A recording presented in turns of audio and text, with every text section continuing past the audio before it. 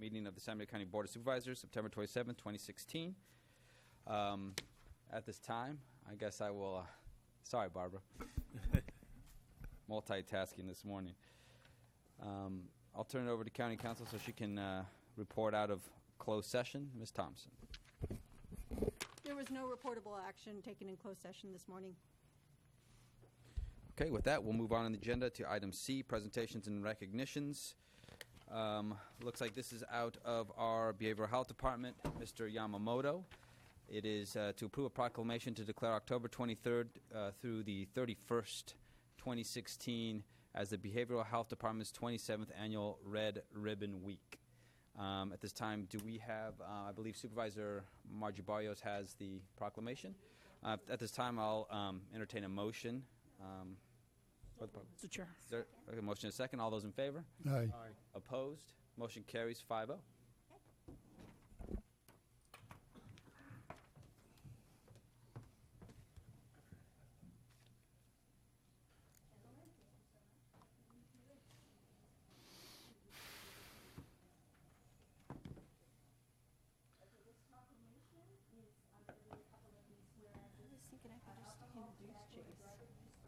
If you're okay with that.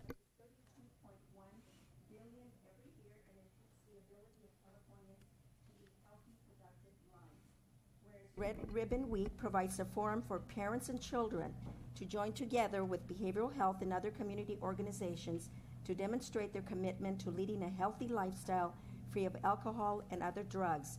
Whereas this year, the 27th Annual Red Ribbon Week will be observed nationwide with a variety of activities designed to promote positive peer pressure, healthy decision-making, and a lifestyle free of substance abuse among our nation's young people. The population that we so strive to protect are our young people. So therefore, the San Benito County Board of Supervisors does hereby proclaim October 23rd through October 31st as Red Ribbon Week in San Benito.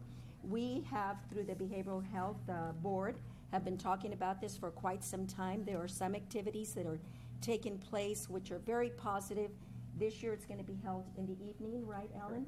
Yeah, so it'll be, they'll have a movie, we'll have glow in the dark, I believe. Glow run. Right, a glow run. So it's going to be very positive for children and their families, so we invite all of you. And if you could elaborate a little bit, Alan? Sure. Thank you so much for everything that you do for our kids. Thank you. Thank you. Thank you. I just want to give a quick recognition and thank you to our allied partners, both county, community, and state CHP. It takes a lot of work to plan this event, and they also help in the implementation of the event. And I also want to recognize the amazing generosity of our business community that annually continues to support this event with their generous donations and other contributions. And I'd like to introduce Steve Reed, our program manager for substance abuse, and he'll share some of the activities and the scheduling of them. Thank you. And on behalf of Alan and the Department, San Benito County Behavioral Health, I'd just like to extend our gratitude for their constant support in this activity. This week, the theme of our Red Ribbon Week is The Superhero in Me is Drug-Free.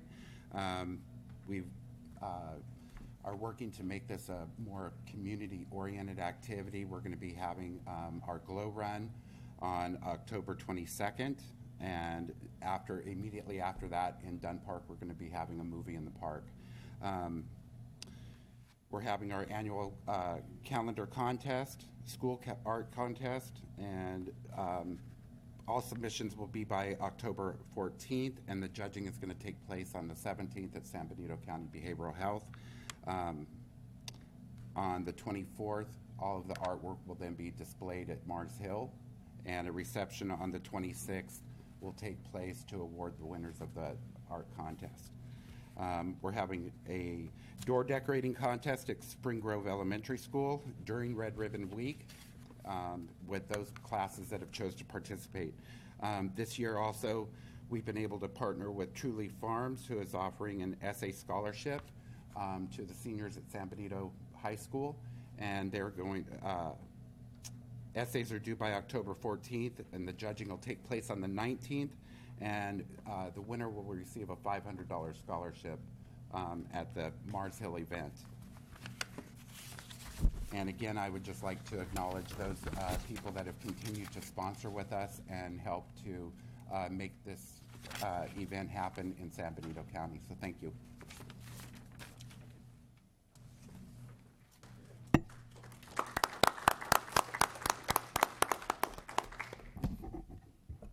Okay, at this time we'll go to item D, which is public comment. This is the opportunity for any member of the public to address the board on items of interest not appearing on the agenda for today's meeting. No action may be taken unless it is provided by Government Code Section 54954.2. This time, Madam Clerk, do we have any speaker cards? Yes, we do, and first speaker is Tim Hutton.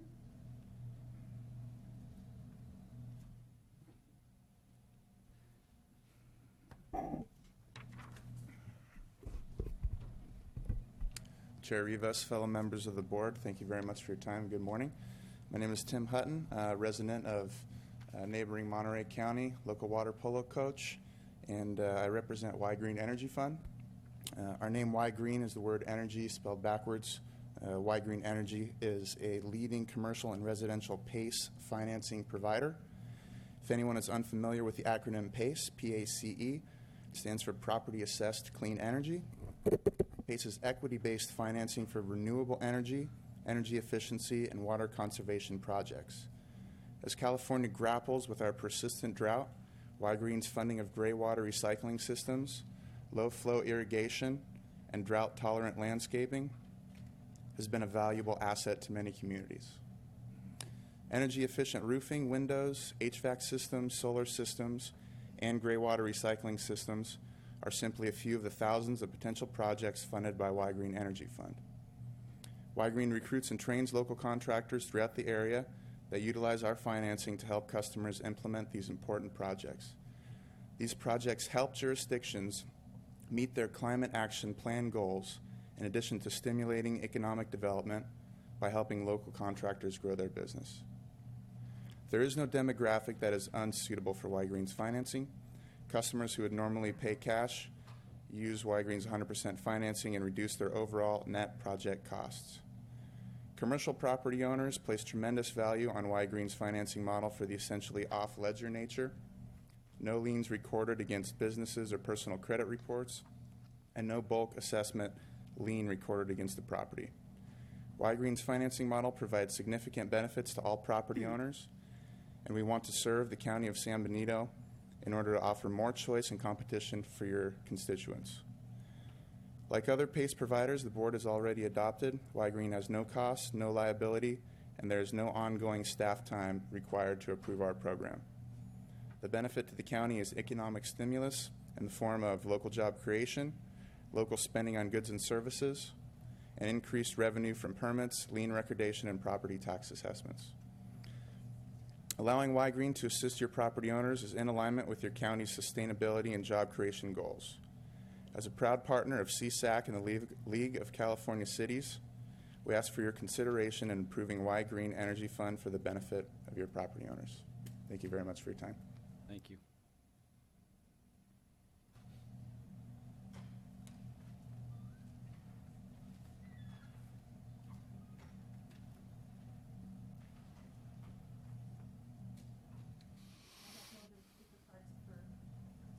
Okay, anyone else wishing to address the board on items not appearing on the agenda, now's the time to do so.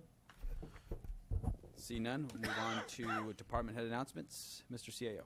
Thank you, Mr. Chair. Yes, we do have one item. We'd like to request to pull and continue item number 20 from our agenda to be heard sometime in October or potentially November time frame. We also have another announcement out of our RMA department. That would be Brent Barnes, our director of RMA.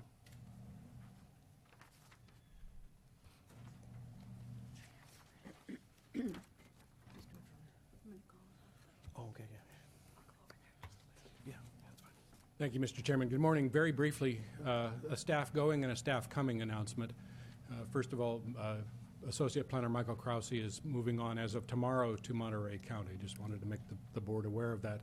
On the other side, I'm delighted to introduce to the board this morning Jim Pulfer, who comes to us from Fresno County. Excuse me. and is now on board as a senior engineer in the Public Works Department. And I'll let Jim make a couple of comments if you so desire. Good morning, Chair, Supervisors. I appreciate the opportunity to come to Hollister and San Benito County to serve the community as a senior engineer. We've gone over some of the projects. We have a lot of things happening in this county, and it's really encouraging to see, and I think we can move a lot of them forward. I appreciate the opportunity and hope to serve the community and the county well. Thank you. Mr. Chairman, welcome. But did you have to bring the Fresno heat with you? Yeah. You know, that was really surprising. I come over the hill and it's 103 degrees and smoky. I felt right at home. But that was one of the reasons why I decided I would rather move back towards this direction. I'm originally from the Salinas Valley area. I went to high school in King City, grew up in Monterey County. Actually, I'm a hillbilly. I grew up by Bryson, Hesperia. I don't even know what that is. It'll cool down, don't worry. So, yeah, it's kind of worried me. I looked out my window and I said, wow, that's in Fresno. Jim brings a wealth of talent and has already made a contribution even through yesterday to the advancing the department and asking all the right questions and just it's great to have him aboard. Great to have you. Yeah. Thanks, Jim. We also have another department head announcement out of our county counsel's office. We have Barbara Thompson here. I just wanted to introduce Chase Graves to the board. He's working as a temporary employee as a paralegal in our office. He's a recent graduate of McGeorge Law School, and he took the bar in July, so he's waiting for his bar results in November. So if you get any emails or phone calls from Chase, I just wanted to let you know he is working for our office on a temporary basis. Thank you. Welcome. That's all the announcements, Mr. Chair. All right. Very good.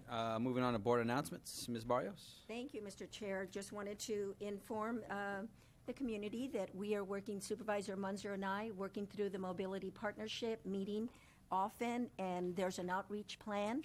There has been extensive outreach in the past from 2010 to 2012, but now that the project is smaller and it does not include Merced County, they are focusing a lot on San Benito County stakeholders, which is really good for us because we have a big say on how we want this to proceed.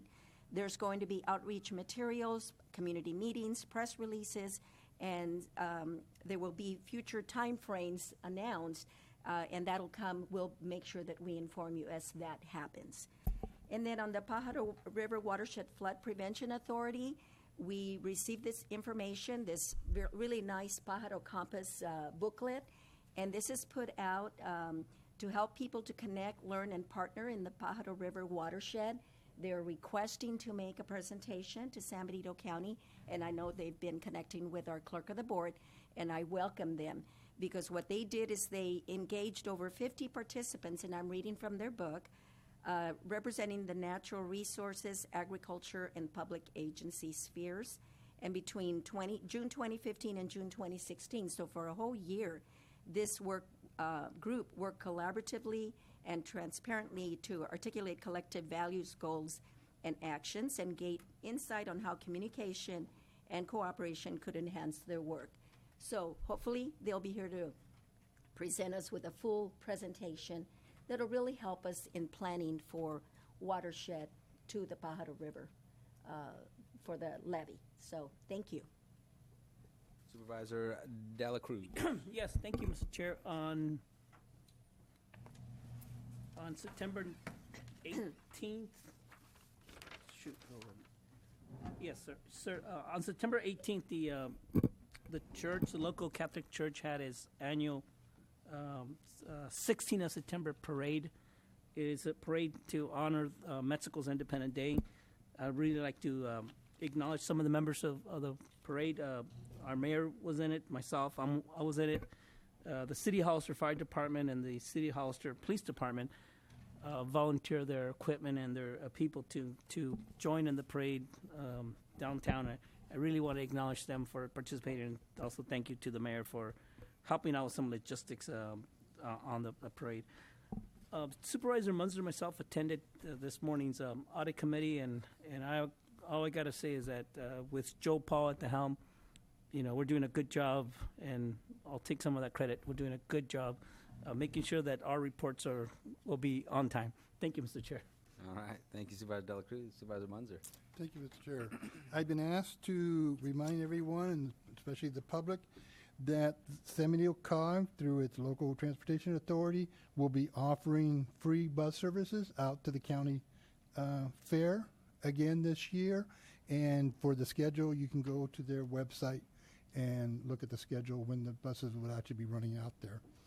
Also, the Monterey Bay Air District awarded its AB 2766 grants at our meeting last week, and I'm happy to report that San Benito High School received new maintenance trucks through the grant process. So thank you, Mr. Chair. Thanks, Supervisor Munzer. Supervisor Patello. Yes, good morning. Last week I attended a farm worker housing roundtable sponsored by the San Benito County Farm Bureau, and attendees included the congressional candidates and the Assemblyman Aleo and the Assembly woman, well, too soon to say that, candidate Aleo for the Assembly, a couple of large growers, as well as the camp migrant camp operator, myself, the mayor of Hollister was there. Anyway, we had a good discussion as far as the crisis that our farm labor is facing for adequate housing in our county. And some good ideas were exchanged. I think we still got to follow up on a number of areas. I'm pleased that our housing ordinance that we're here a little bit later on this morning addresses some, possibilities to meet the needs going into the future. But it's still a big crisis for agriculture and the people that work in agriculture. And so I just wanted to remind the board that this is be an ongoing issue that needs to be addressed as we have growth in our community. Thank you. Thank you, Supervisor. I myself have no announcements. So moving on to the consent agenda. Are there any items that any member of the board wish to pull? Number 10, please. 10. Any other items? Any items any member of the public wish to pull from consent? Item 16. Item 16. Okay, so at this time we will pull items 10 and 16. I'll accept a motion for the remainder of the consent. So moved, Mr. Chair. Second. Motion and second. All those in favor? Aye. Aye. Opposed? Motion carries 5-0. Moving to back to item 10.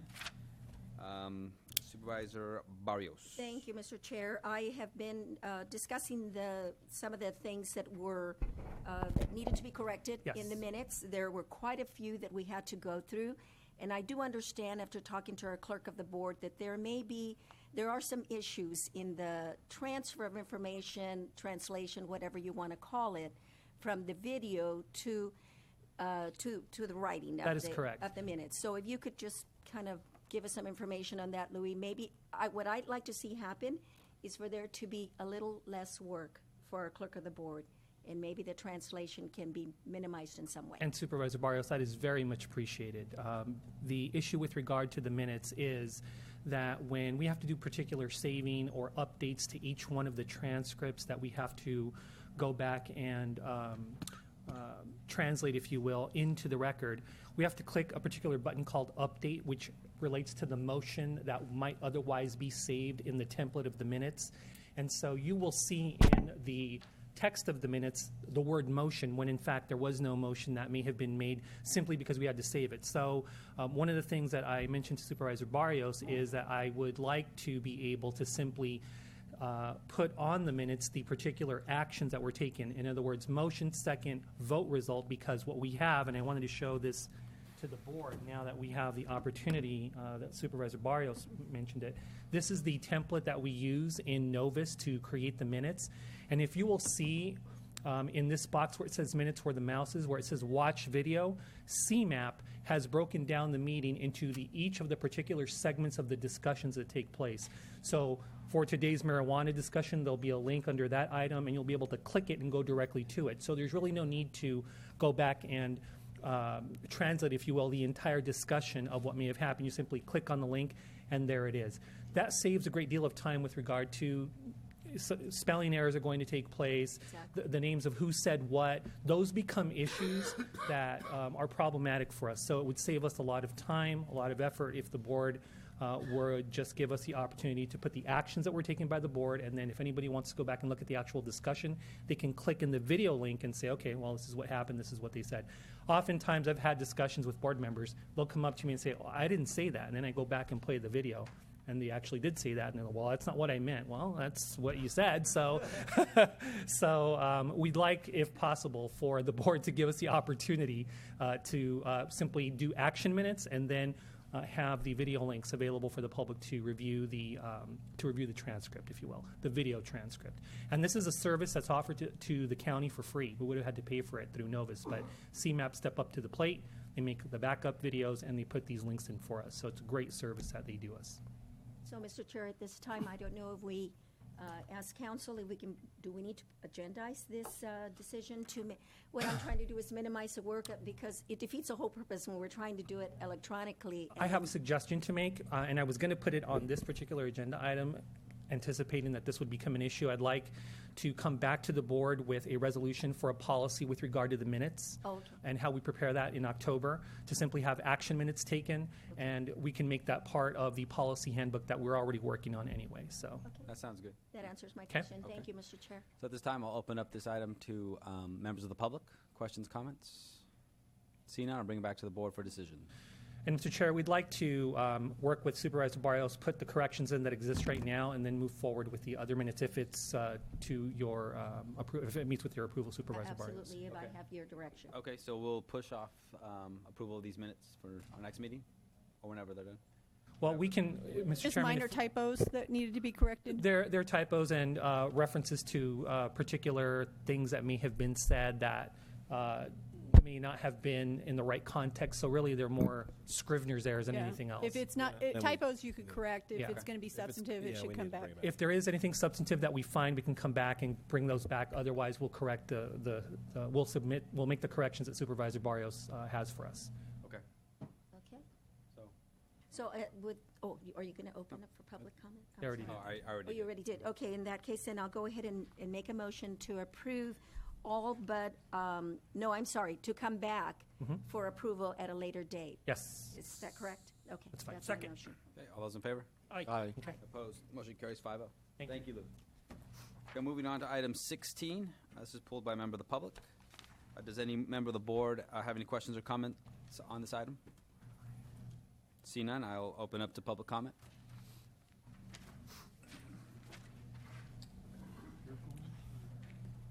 Good morning, Mr. Chairman, members of the board. Marty Richmond from Hollister. As I'm sure you all know, I am a career veteran. I retired from the Army in 1983. I'm not wearing my Army hat today because Vince Scully's retiring, so I'm wearing my Brooklyn Dodger hat. I want to encourage you to accept a donation for the Veterans Peer Response Program. I want to thank the organization that made the donation, and I want to thank those veterans, especially those non-career veterans, because they have a chunk pulled out of their lives. Us careerists, my family and I decided to make it a career. We know what we're going to do. We plan ahead that we've got a career in the military for 20-something years, and we know we're going to move so often, and we know what our career progression is. But for the volunteers and the draftees during the Vietnam era, the draftees and the volunteers now, and the reserves and the National Guard and all those who have called up to serve in these brush wars and emergencies, they basically are going on with their normal lives, and they have plans and they have families and things they want to do, and then all of a sudden they're asked to stand up and come aid their country and have years of their lives pulled out of their plans, and they have to put down whatever they're doing, whether it be a pencil or a welding torch or a computer, whatever it is, and then they go off to serve their country sometimes for years, and they were asked to serve second terms for more years, deployed away from their families, and then they have to come back and pick up the sticks. And for some of them, it's extraordinarily difficult. They have problems that develop because of this way we operate. And these kind of programs help those people and provide aid for them. And so I encourage you to approve it. Again, thank you to the board, and thanks to the organization that donated the funds for the Veterans Peer Response Program. Thank you very much for your time. Thank you for your comments, Marty. Any other members of the public wishing to comment on this item? Now's the time to do so. See none, I'll bring it back to the board for any questions, comments, or decision. Mr. Chair, I have a comment. Marty, thank you so much for pulling this. I read this last night, and I had intentions of pulling it because I felt that it was such a good, way and use of money. And I was sharing it with my husband. He was a 19-year-old Vietnam, draftee, Vietnam-era draftee, and he felt very strongly about it as well and thought it's about time that something like this is recognized and put in place. So I really appreciate the Sheriff's Operations for doing it and for the donation that we received. Thank you so much. Is there a motion? I will make a motion to approve per staff recommendation. Second. Second. Okay. All those in favor? Aye. Aye. Opposed? Motion carries 5-0. Moving on to our regular agenda. Item 19 is out of the County Council's office. Ms. Barbara Thompson.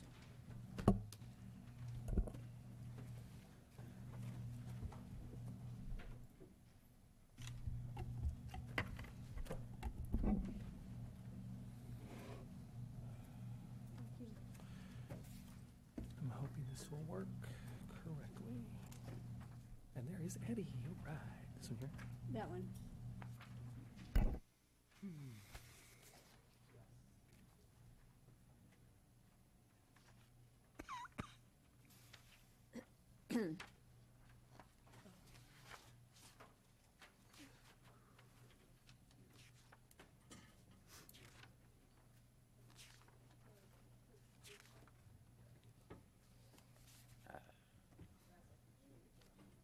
Yeah, we should have.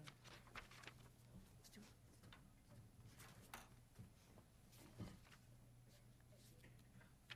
it.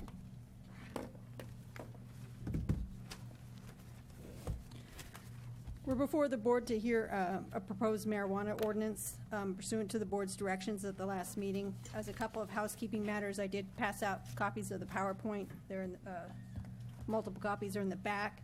And also I pulled some documentary materials about basically cultivation from different sites, the use of water and use of pesticide, et cetera, for some mainly illegal grows. And also pulled together the slides that were presented to the board's meeting in September 2015 that were prepared by the Sheriff's Office at that time. Just for full disclosure, I don't believe that all of these slides were presented to the board. I think that we, at the end, at the last minute before the board's presentation in 2015, we combined my PowerPoint with the Sheriff's Department's PowerPoint, but those were some slides that the Sheriff's Office had prepared at the last meeting. So today I'm just going to go over the basics of the marijuana ordinance. I'm going to start by summarizing the urgency ordinance. If you remember from the board's packet, there's actually two ordinances that are available for the board's consideration today. One's an urgency ordinance and one's the regular ordinance. So I'm going to go forth starting with the urgency ordinance, and then I'm going to summarize how the regular ordinance is different from the urgency ordinance so you have an overview of both. The urgency ordinance requires a 4/5 vote. It's going to be effective for 45 days. Then it can be extended for 10 months, 15 days, and then further extended for another 12 months for an additional 2 years. All extensions require a 4/5 vote. This would allow time for staff to develop a permanent ordinance, and it would be exempt from CEQA. The board's direction would, as I understand it, was that to draft an ordinance to limit the number of plants to 6, no outdoor cultivation within 1,000 feet of a school. The staff, looking at other ordinances out there with a similar provision, had added parks and youth facilities to the restriction, We did not add churches or religious establishments because that was viewed as an expansion of the board's direction, but some other ordinances that have that 1,000-foot setback do include churches and religious establishments. No outdoor cultivation within 1,000 feet of another residence without a fence surrounding the marijuana, and that was interpreted as 1,000 feet with another residence on a separate parcel. The cultivation was to be allowed indoors or outdoors, no commercial cultivation, so that's why the 6-plant limit is basically for personal use, pursuant to, for medical marijuana, pursuant to the authorizations under state law. The ordinance shall contain a sunset clause. As you'll see later, the regular ordinance has a sunset clause because it would not normally expire. The urgency ordinance expires automatically. It can't be extended after the 2 years, so there is no sunset clause in the urgency ordinance. So the 2 ordinances have been prepared. Let's see. The summary of the ordinance, it generally prohibits large-scale cultivation of marijuana. It's declared a nuisance unless it complies with all the requirements of the ordinance. Those cultivating for medicinal purposes may only cultivate 6 plants, whether they're mature or immature, on any one parcel of land, regardless of how many patients or caregivers are living on the property or participating in the cultivation. If you're not the legal owner of the parcel, you have to have permission from the legal owner of the parcel consenting to the cultivation. That's primarily prompted by the degradation to indoor housing when people have grown marijuana inside houses and they've caused damage to the houses. An ID or recommendation would be posted on the closure. The marijuana is being cultivated within 1,000 feet of another residence. It must be surrounded by 6-foot tall fence.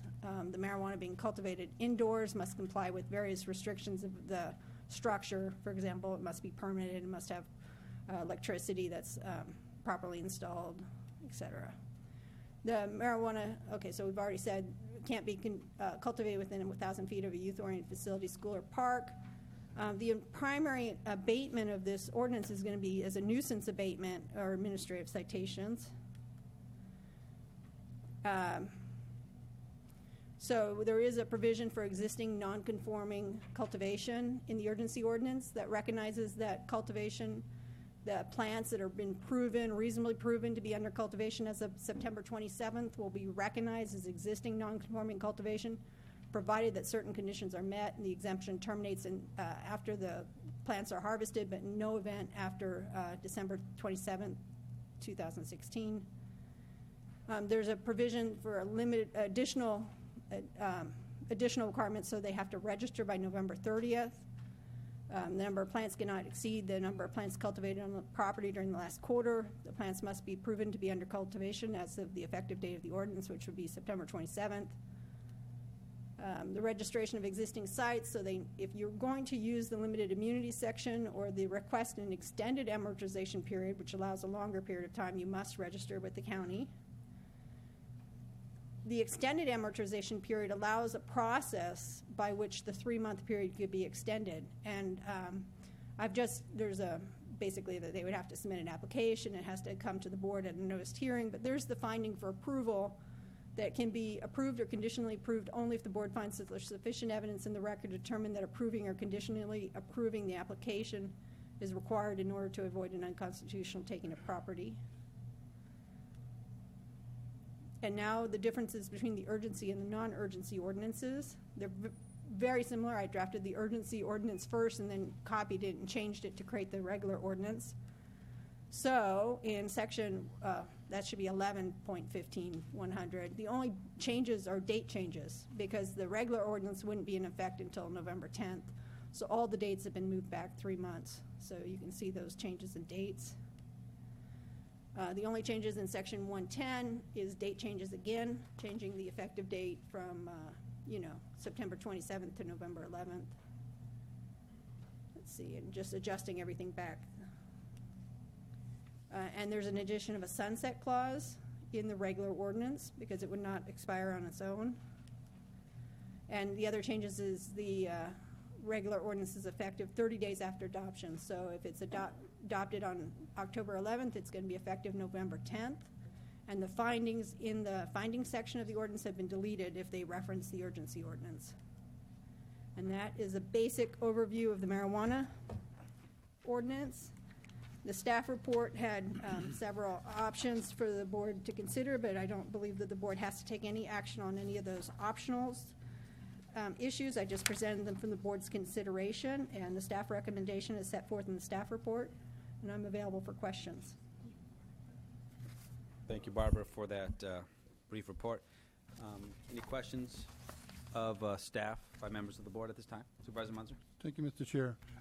Barbara, on your slide number 6, Yep. the middle point, those cultivating for medical purposes may only cultivate 6 Yes. mature or immature plant on any one parcel of land. What is our definition of parcel of land there? We have one, and it's Page 3. premises, so premises, it's defined under premises shall mean a single legal parcel of property, but where there's contiguous legal parcels under one common ownership or control, such contiguous legal parcels shall be counted as single premises for purposes of this Okay, so chapter. we have For defined- example, if okay. you have 4 parcels Okay, right 'cause next to each other, When I saw this, I know there are many South County, and I'm sure and Supervisor Botello, a property owner will have many parcels. yes, So we're not allowing 6 No. plants per one of those assessed parcels. right. Okay, thank you. Mr. Chair, Supervisor De La Cruz? thank you. Barbara, just want to get this clear. Those who are harvesting now, who have more than 6 plants per parcel, they will be allowed to go to the full harvesting process, right? I guess it's, if they're harvesting, it depends on when they're harvesting now. So like if they're harvesting next month, they can keep their plants until they harvest. Okay. And then in that interim period of time, if they're harvesting today, they need to get an application for an extended amortization period to the board. Okay. But basically, if they're harvesting, then they can continue growing their crops until they harvest, and in that interim period of time, they can file a request for an extended amortization period, and then that would come to the board before there's enforcement of this particular ordinance against those people that have filed an application for an extended amortization period. The ordinance clarifies that our limited immunity does not apply to any federal or state, or criminal-like proceedings. We would not enforce our ordinance against a parcel for a nuisance abatement while they have a valid application for an extended amortization period pending. Okay, so for those grows that have more than 6 plants per lot, Yes, they will submit an application through the amortization process, and this board can make a determination if they're allowed to continue. yes. Okay. Yes, they will be able to determine it on a case-by-case basis based upon the information that's submitted by that cultivator. And regardless of which way we go, it doesn't mean that our sheriff on Monday morning will start pulling plants out of the roots, right? No, there's the period of time, which is an immunity section, a limited immunity exemption from this immunity that's given. It's a amortization period that allows up to 3 months of the current cultivation, which is the standard immunity section. So that allows the current crop to continue to be cultivated and gives a grace period for people to file an application for an extended amortization period. Okay, all right, thank you, Mr. Chair. Thank you. Good questions. Supervisor Vitale? Yeah, I want to add on the amortization is that, they'll be required to file for that process, and then we could individually look at the type of operation that it is, whether it's appropriate or not, and what set of conditions that should be applied. So not everybody will be treated the same. Will be on a case-by-case basis. That's true. Okay. Any other questions of the board? I do, Mr. Chair, thank you. Mr. Barrios? Oh, okay, Barbara, the urgency ordinance would stop any new grows from happening. They will not be allowed to go into business or start planting or anything like that. The emergency or urgency ordinance, is that Generally, correct? that is the goal, to stop all new cultivation sites. There may be one exemption that may still file for the exemption process, where they may not have actually planted any plants, but they've actually been constructing a building and like maybe perhaps, and I don't have any of the details, if they've actually done some improvements on a property in anticipation of the cultivation, they may file an exemption for the extended amortization period and ask the board to consider whether they can have an extended amortization period. But generally, the urgency ordinance freezes prevents any new cultivation sites from coming into effect, and also expansion of existing sites. So it's going to be limiting to them to what they're currently operating or what they've operated in the last quarter on their property, what they can show that they've produced. Now, on the regular ordinance, then it would open up a big window for somebody to be able to start doing whatever they wanted to do if they haven't already. Yeah. So that would give an opportunity of how many days?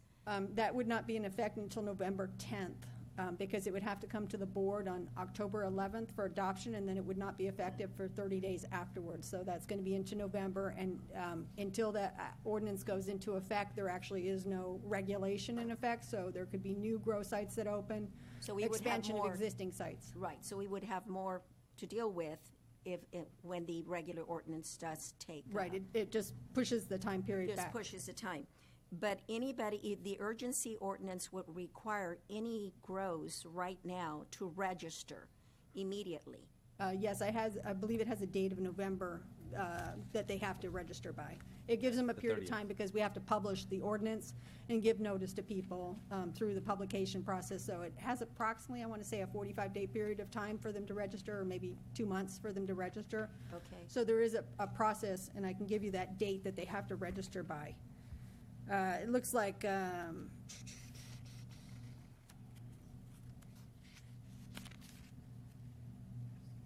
something, isn't it? let me go to I believe it's November. Okay, well, November Barbara, if it 11th. is November, doesn't it, November 11th, isn't it? yeah, doesn't that still give somebody an opportunity to say, oh, I was already growing? I read it. And then, because they don't have to register until November. November 30th. Doesn't that give them the same window as if we go with our regular ordinance for them No, to? for somebody that knows marijuana, they can tell by the size of the plants, roughly, how old the plants are. So they have to be reasonably proven to be under cultivation. Okay. So if they show pictures of their plants, or if there's a site visit of like some sort of inspection, if there's like little tiny plants that couldn't not have possibly been under cultivation of today's date, then that would, they have to reasonably prove that the plants have been planted today, and they would have to measure that based upon the approximate size of the plants. Okay, so then there are ways to be able to avoid that kind of loophole. So, okay, thank you, Mr. Chair. Mr. Chair. So, Barbara, the more investment that a grow has, the more likelihood that we could consider a longer amortization period. I think that would be a factor that the board would consider. There could be a number of factors that the board can consider when it comes for the hearing, which would be maybe perhaps the investments of that operator, what they've, how much return that they've received on their investments so far, how long they've been in business, what are the other uses of that property.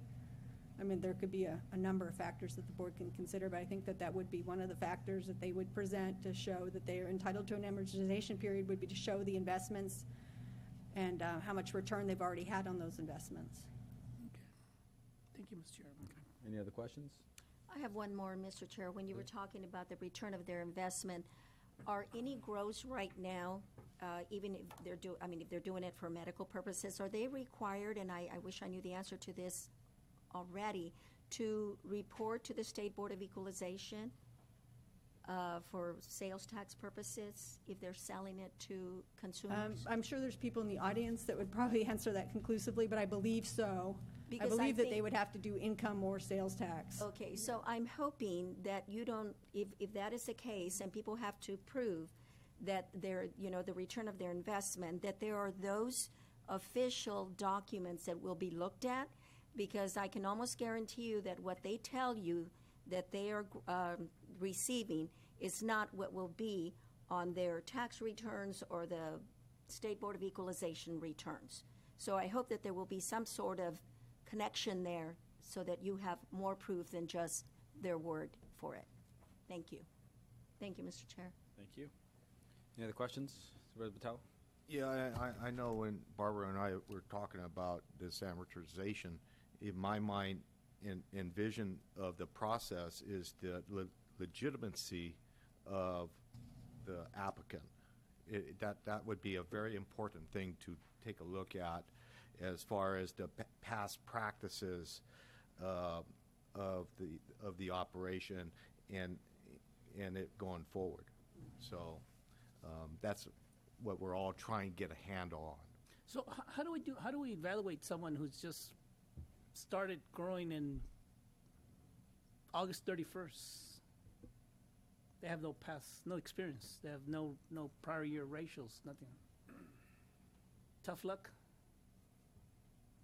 I would question the the question? legitimacy of the operation. Now, if they could provide all the documentation, the card holders, and that's verified through, the state regulations, then we got something. If they can't verify that, I'm viewing it as somewhat of a renegade type of. Yes, the cultivators that have been in business and that are operating should have cards that they can show the number of cards, et cetera, that they have. Okay. Any other questions? What I'd like to do is open up for public comment this time. First speaker is Steve Becerra. Okay.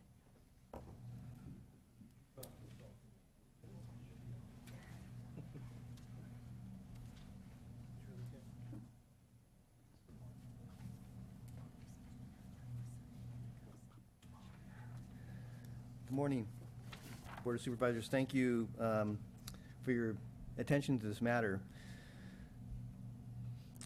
Wikipedia describes moral courage as the ability to act rightly in the face of popular opposition, shame, scandal, discouragement, or personal loss. And Ernest Hemingway famously said that courage was defined as grace under pressure. So what I'd like to encourage you to do today is do the right thing for the residents of San Benito County, and I think that you're moving in that direction.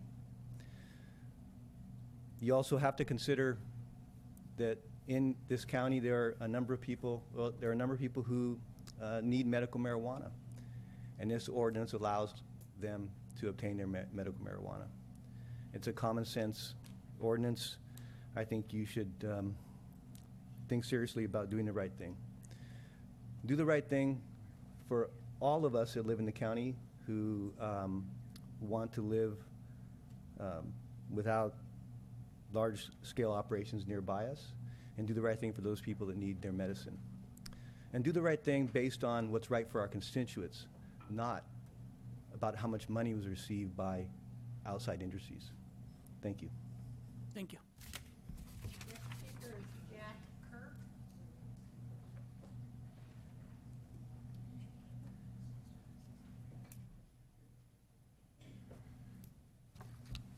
Yeah, thank you. With Steve Becerra and a few others, we've been also in the community working on this ordinance and trying to help where we can. And there's many people in this community that are very much against the expansion of the marijuana industry here. But I want to thank the board for taking this courageous action and moving forward to consider this. And we have our community here. You have a responsibility to protect the citizens and the businesses here, and having us become a marijuana hub here will now help our businesses. I own businesses here in town in this area, properties, and I appreciate the fact that you've considered the residents that are here rather than the influence of the outside people. We've actually gone to dispensaries up in San Jose with the mayor. We've actually visited with Scott McPhail or Purple Cross, and we've seen some of these and they're very much, I guess, of our county here, wanting to come here to grow. There's this dispensaries up that want to go into 5-acre lots, but I think it's 8 licenses, 22,000 square foot canopies to grow outside here in our county. So by you doing this, you're going to send a message to curb that, and the interest will begin waning from coming to our county. And I appreciate the courage that you're showing and that you're willing to do this. And I think, for years I've worked with kids and seen the effects, and I've tried my best to divert kids. I serve on the San Bernardino County Boy Scout board here, and I've been on school boards here at Spring Grove. I just really thank you for helping protect our children, because in Colorado, they've seen since legalized marijuana came into that state, double the use for the 12 to 17-year-olds. The use has doubled among the children. So I appreciate this. You guys will be not only helping now, but you're going to be helping for generations by passing this ordinance to restrict it here in our county. Thank you. Next speaker is Stephanie Smith.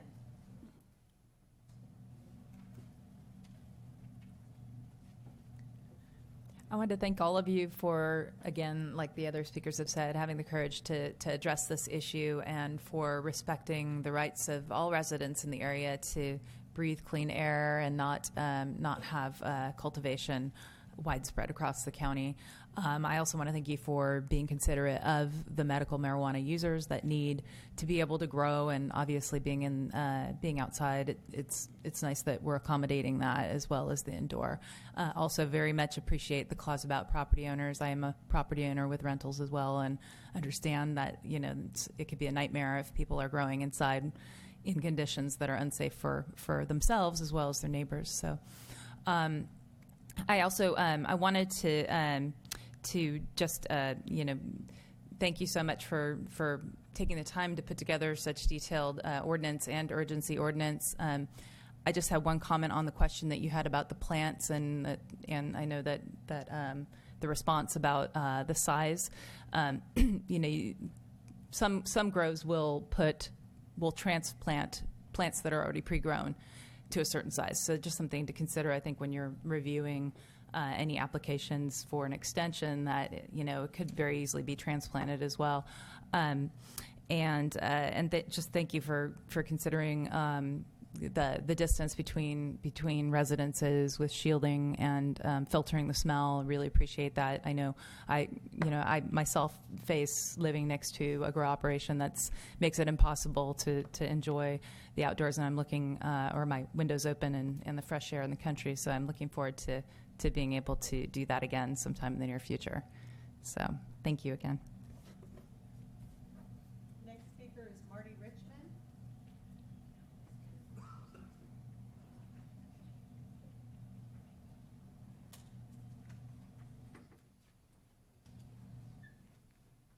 Good morning again, Mr. Chairman, members of the board. Marty Richmond from Hollister. No matter where I stand on the marijuana issue, and I have my own opinions, which I've expressed many times, I want to talk to you about the enforcement issue, no matter where you stand either on the marijuana issue. My concern at the county and at the city, and I've mentioned it many times, is that we notoriously don't have a lot of enforcement resources. We don't have the money for it. Everybody knows that. It's not exactly a secret. We've discussed it many times concerning the limited amount of sheriff's department money, the limited amount of code enforcement money. And my concern is, no matter what rules you've put in, I've always said you're going to get overrun if you don't have a very strict rule at the beginning. And then no matter what you decide in the long run, whatever it is, ease it into place as you can enforce it, which means you have to have a method of collecting fees and permit fees in advance to fund the enforcement mechanism, or you will just get overrun. I want to use a bad example of Los Angeles, where they where they authorized 120 marijuana dispensaries. They've closed 500 so far, and they've got several hundred to go to catch up. And they've spent millions and millions of dollars in enforcement. Obviously, we're not Los Angeles. I don't expect we're going to have 700 or 800 dispensaries opening up in Hollister. But as far as cultivation goes, I think there's the potential of being overrun. And again, no matter what you decide in the long run, whether you decide to do only medical You decide to do nothing at all. You decide to do limited amount of recreation cultivation under tight controls. Whatever it is, you're likely to wake up one morning and find out you've been overrun by people who say the door is open, I'm stepping through it because I want this opportunity to make some money, and I'm not against making money, but they will do that before you have your controls in place. So I urge you to go slowly and carefully and to only authorize what you can control and not to get ahead of the game by opening the door. Otherwise, you're going to wind up with a mishmash of regulations that will be impossible to enforce. Thank you for your time.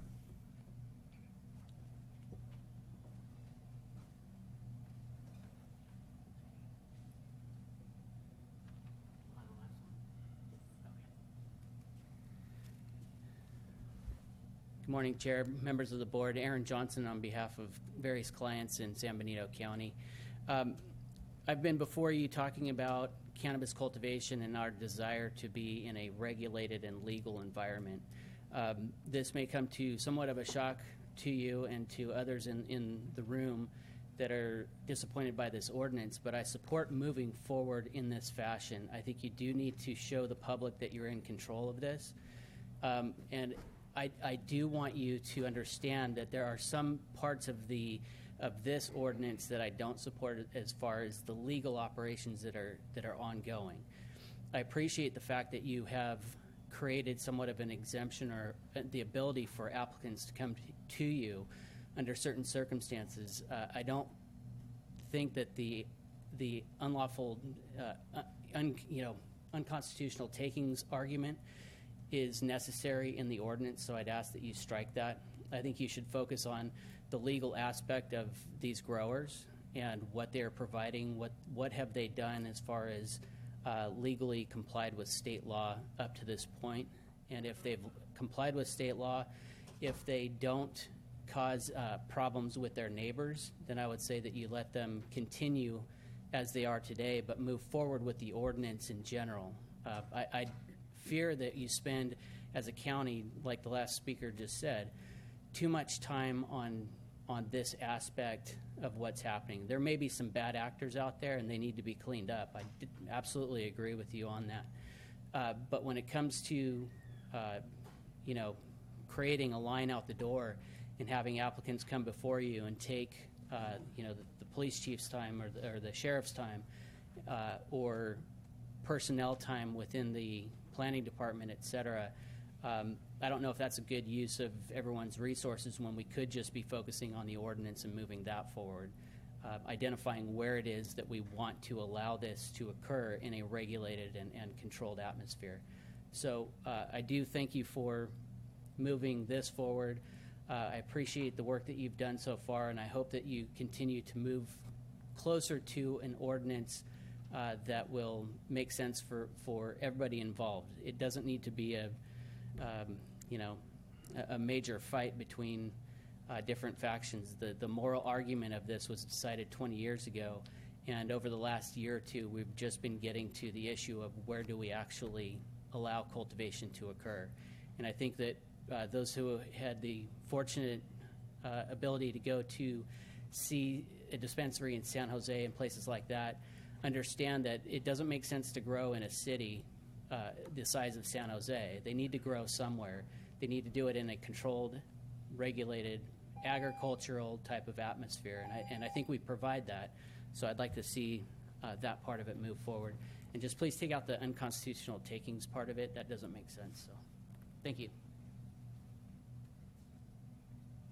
I have no other speaker cards. Anyone else wishing to address the board? Anyone else wishing to address the board on this issue? Now's the time to do so. Seeing none, I'll bring it back to the board for further questions, comments, or a decision. Mr. Chair, I got a question. Sorry, Dela Cruz? Yeah. Hey, Barbara. I'm looking at the slide number 9 on the existing non-conforming cultivation urgency ordinance. So once December 27 passes, that said, no one can submit for for, I believe that it's November 30th. it's November 30th? If we go to the actual ordinance on page, Is that the regular ordinance or the urgency I'm ordinance? looking at the urgency ordinance. So registration, let's see. Oh, okay, let me see. Let's see.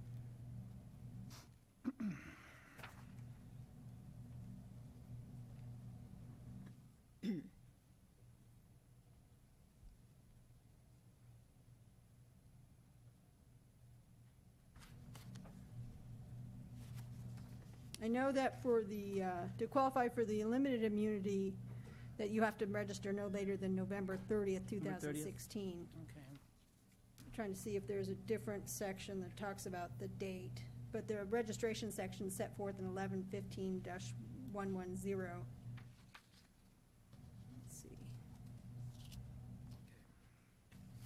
Let's see. All right, good. Thank you, Mr. Chair.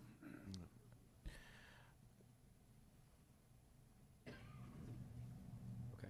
Supervisor Batalla? Yeah,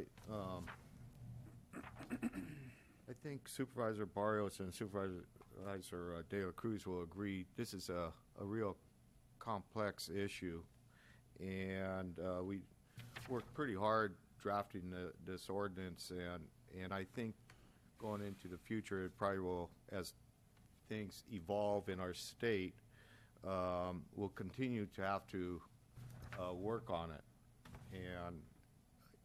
and as far as the the clause that Mr. Johnson brought up as the unconstitutional taking component of the ordinance, we just felt that it was necessary to put provisions in to protect the county from litigation, and rather bring it back into a process where we do have control, and could, if there is an operation out there that goes through the amortization application, we could take a good look and see if it's the type of business we want in San Bernardino County. A lot of these growers right now that are, it's kind of inundating some of our neighborhoods is not what we want. They just feel like they're above the law.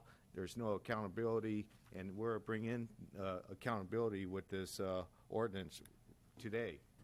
So, I strongly hope that my colleagues on the board support this. I think we still need to continue work on this and go forward. Thank you. Thank you, Supervisor.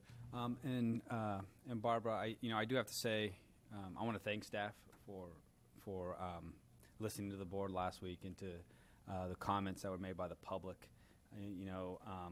In the board report, item F, a sunset clause. Obviously, I was a big advocate for, I want to see a moratorium. I don't want to see a ban. Because I believe that this is an evolving issue. I think that there's a number of issues that have yet to be resolved, such as Proposition 64 in November, and what the state's going to do January 1st and 20, or what we assume is January 1st in 2018. But so the sunset clause. So this, should the board move to approve this urgency ordinance today, it would have a sunset of 2 years from today. It would actually require further action of the board to even extend it to that period of time. We have to publish notice in the paper and bring it back within 45 days to extend it for another year, and 10 months and 15 days, and then after that period of time, which is basically 1 year from the initial date, so no later than next September 27th, we'd have to bring it back to the board to extend it for another year. Okay. So it's not an automatic 2-year provision. Okay. So this will be before us sooner rather than later, I'm Yes. assuming. Okay. And again, I want to thank you, and I want to thank staff, and obviously everyone who's here today who has, been part of this discussion with us here at the county.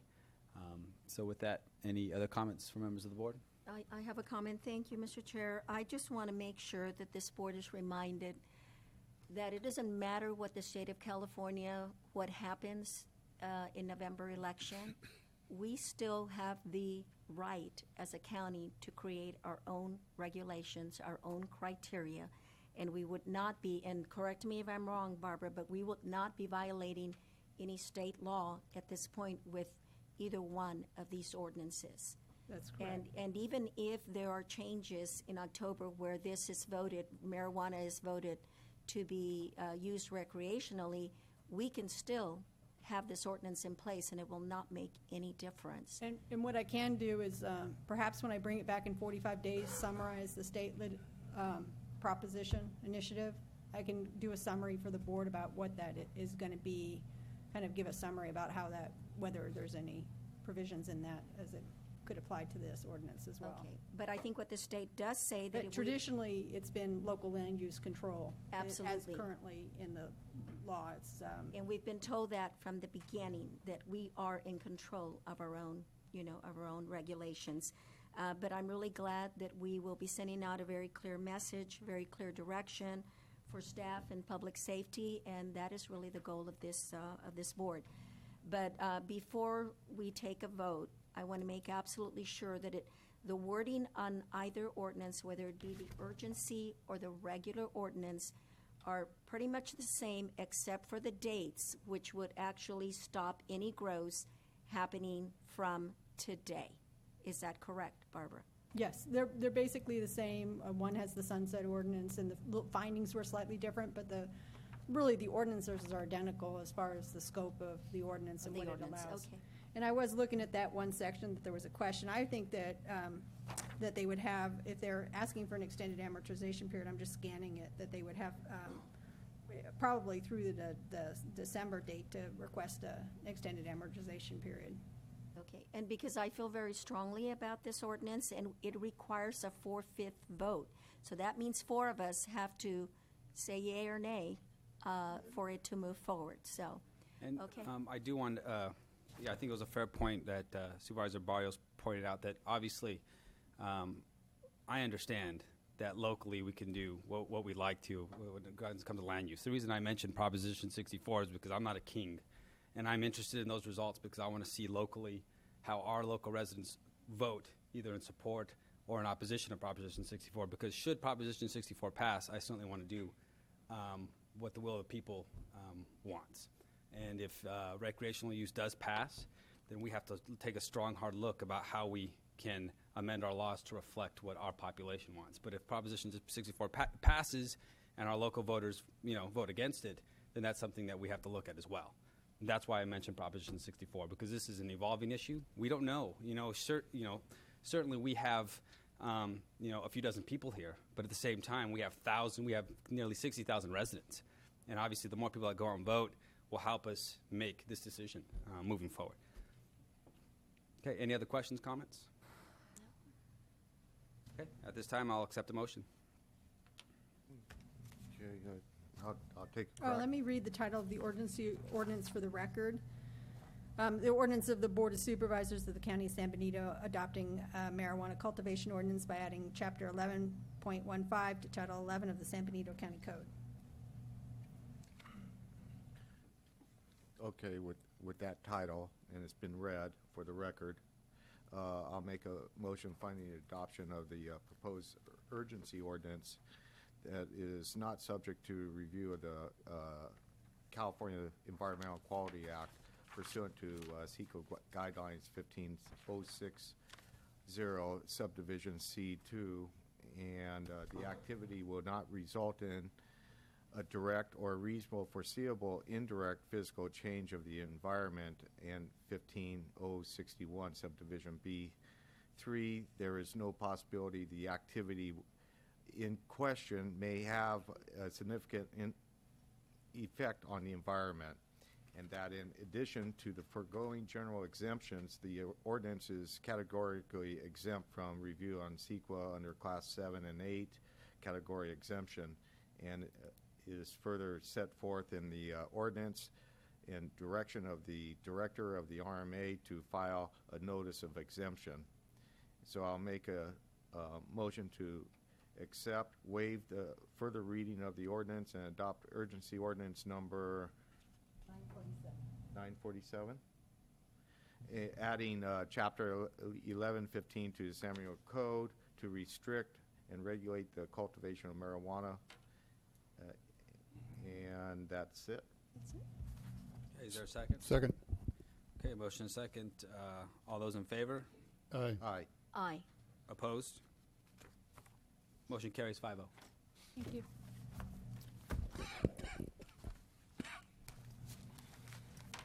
Okay, moving on to item 21. This is out of the County Administrative Office. Mr. Espinoza. Thank you, Mr. Chair. Yes, your board did request at our last board meeting to have a fire chief's report, and specifically discussing the reservist and the population of the reservist within the Hollister Fire Department. So I've invited Chief Del Campo here to give you a chief's report and to discuss this particular item. Chief? Right here. Good morning. Mr. Chair and Board of Supervisors, what I'm going to do is provide you with some information pertaining to the status of the chief's report. However, what I have in front of you is the staffing concern on this. I'm going to go ahead and cue that in real quick if I can figure this laptop out. And I think I am right here. Okay.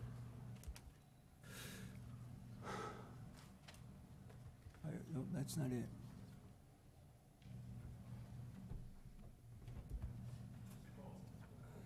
Fire chief's report, okay.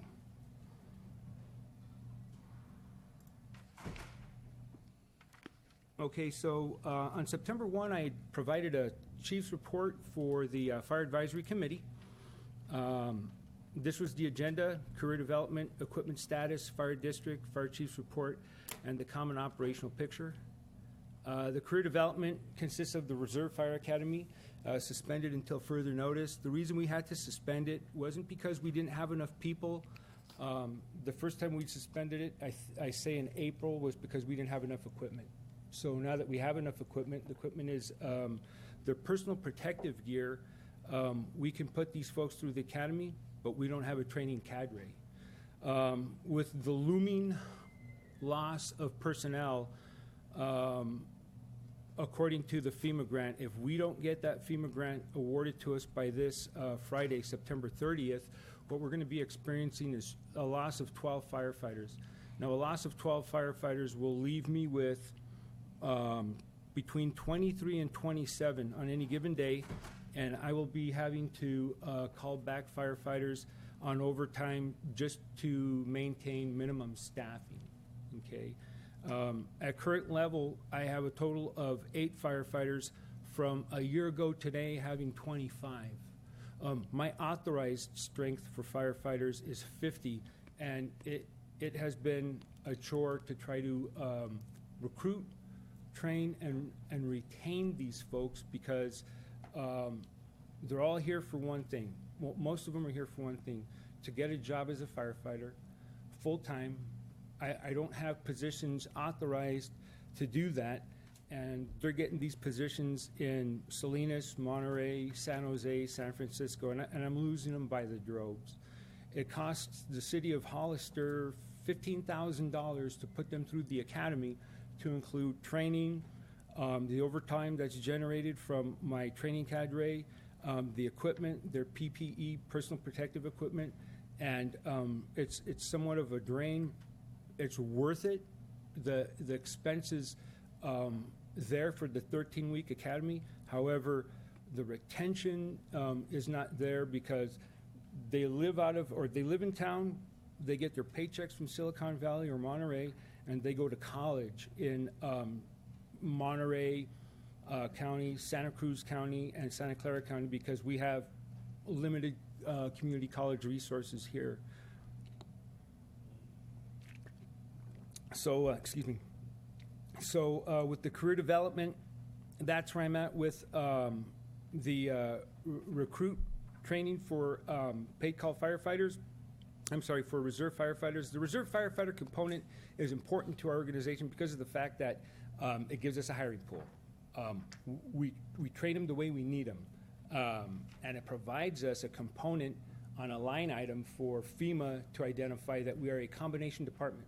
And as a combination department, we have paid professionals and reserve firefighters, and with that component alone, it allows me to submit an application and say, hey, look, FEMA, this is where we're at. This is why we need several $1,000s to buy personal protective equipment, which are turnouts, or to buy a water tender like we just purchased, because if we can prove to them that we have minorities, whether it's female or ethnicity, that we have volunteer, paid professionals, all of that takes into consideration for us to get these grants. So we're trying to maintain the reserve component. We have in place an Explorer component. However, they're underage, and it's a feeder program for the reserve position. It gives the young adults of this community an opportunity to see what it takes to become a career firefighter, knowing that they can get into the reserve program. And we've had about 3 of them so far, so it is a success program. And then from the reserve program to become a full-time firefighter. However, because it takes a considerable amount of time for us to authorize a position, or if we lose somebody and we hire into the position, in that amount of time, you have this mass rush of baby boomers who are retiring, myself included. Now, I'm not retiring, but being a baby boomer, they're leaving in groves of 10s and 15s. So San Jose is going to be hiring an academy for, I want to say 50 firefighters. And I can guarantee out of the 8 that I got, I'm probably going to lose half to them. So the retention factor it's a challenge above all else in this program. Training them, good people. Got the education, go through the program, maintain the standards, and they're gone. Once they spend their year with us, they get their Firefighter 1 certificate signed off, and now they're a marketable asset for the fire service industry. Mr. Chairman, I just got to ask this question. Supervisor Botello? Thank you. So to me, after listening to all that, it still doesn't make any sense to suspend the Reserve Fire Academy. I don't have the staff indigenously to provide that academy, is what I'm saying. But you had applicants, I assume, what we were told. And perhaps it's not a full-blown academy, but if you need staffing, why not just do the basics and get some more warm bodies in the system, and then have them pull some shifts so they could, just pick up on being a firefighter, and then as time goes on, then you could, expose them to academy type of conditions. But way I see it, you're lose, that's the problem with grants. We're at the. Oh no, I agree. I agree. The grant program isn't a sustainable program. It's a Band-Aid for local jurisdictions to find a way to keep those folks occupied, and then we have to find, as jurisdictional authorities, we have to find a way to pay for it. But to answer your question on the basics is a 13-week academy. That's the basics. That's what the California State Fire Marshal mandates. So when you went to the fire academy 20 or 30 years ago, it probably lasted all of 4 weeks. They don't do that anymore. You're spending 240 hours of training. And if I give your kids, your constituents, through the academy and have them with less than 240 hours, I'm doing your family a disservice, because now I'm deploying assets out there that aren't trained up to par, okay? And what happens is, if they kill somebody or if they get killed, that's me. And I'm writing a letter to your kids. So is that fair for you? No. All right. So I'm not lowering the standard. All right. I'm going to tell you that right now. You have I'm going to do maintain what the fire marshal of California mandates. Absolutely. That everyone knows that you have to follow state law. Absolutely. But if we're at a shortage of manpower, that should be a higher priority than to suspend it. Than a lot of other things going on. I would be having the Reserve Fire Academy, thinking that that's some of my callback people, and moving forward with it. And having it suspended, that's be another 13 weeks before it could start again. Absolutely. If you have a change of policy, but I just don't understand that part of it. I'm sorry. So as Supervisor Rivas would understand the ratio for student to instructor is important. I can't have 20 students out there and one instructor. The ratio has to be a manageable span of control. So what we try to do is provide at least a minimum of 3 instructors to the 20, which now you have pretty close to the right amount. They're going to, because what we do isn't, classroom training. These guys are lifting up ladders that weigh in excess of anywhere between 75 pounds to 100 pounds. And if they're a ladder that's very heavy and goes very high, which would be a 3-tier ladder, it's very heavy and you can lose a hand or a foot. Our folks, when they go do training, they're wearing helmets, they're wearing safety boots. It's not a job that it's not a level of training that you would normally get from a college. And we need to have that almost 1-to-1 ratio of instructor to student. So if I don't have that, I can't responsibly and safely train 20 firefighters or 20 firefighter candidates without the respect that I may be injuring them.